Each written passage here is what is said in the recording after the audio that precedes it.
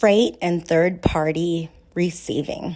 This is another question that I get asked a lot because I see so many different ways that people handle this.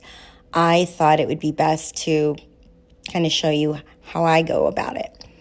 Do you flat fee? And if so, what is that based on?